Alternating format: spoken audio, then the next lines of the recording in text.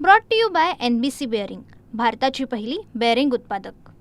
सातारा जिल्ह्याच्या पश्चिम भागात घाटमाथ्यावर पावसाचा जोर वाढल्यामुळे धरणांच्या पाणीपातळीत मोठ्या प्रमाणात वाढ झालेली पाहायला मिळत आहे।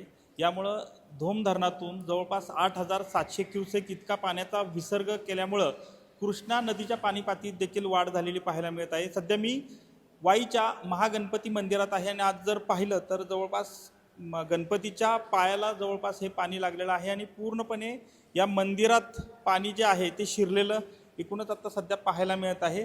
आज सकाळपासूनच लोक जे आहेत ते हे आवर्जून हे मंदिर जे आहेत या गणपतीच्या दर्शनासाठी बाहेरून या ठिकाणी आलेली पाहायला मिळत आहेत। आज सकाळी देखील आणि आता देखील गणपतीची जी आहे ती पूजा या ठिकाणी केली जात आहे।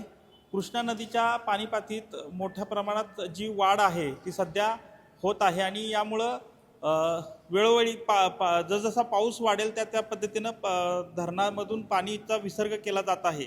खरं तर याआधी ज्यावेळेस हे धरण नव्हतं त्यावेळेस देखील या ठिकाणी ह्या पाण्याची पातळी जी आहे ती मोठ्या प्रमाणात होती। त्यावेळेस अक्षरशः हे मंदिरातील ही जी गणेशाची जी मूर्ती होती ती अक्षरशः बुडून जात होती इतकं। मात्र वेळोवेळी आता धरण बनवल्यापासून या ठिकाणी वेळोवेळी ज्यावेळेस गरज लागेल त्यावेळेस पाणी सोडलं जातं आणि आता जर पाहिलं तर पाणी जे आहे ते गणपतीच्या पायाला पोचलेलं आहे। त्यामुळं सध्या तरी कृष्णा नदी लगतची जी गावं आहेत त्यांना सतर्कतेचा इशारा जो आहे तो जिल्हा प्रशासनाने दिलेला पाहायला मिळतोय। कॅमेरामन अभिजित पिसेसह संतोष नलावडे, TV9 मराठी, वाई, सातारा।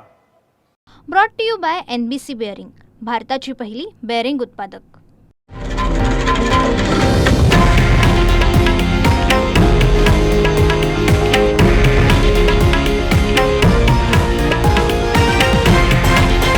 हे आहे देशातील नंबर 1 न्यूज नेटवर्क आणि आपण पाहत आहात TV9 मराठी, एकमेव।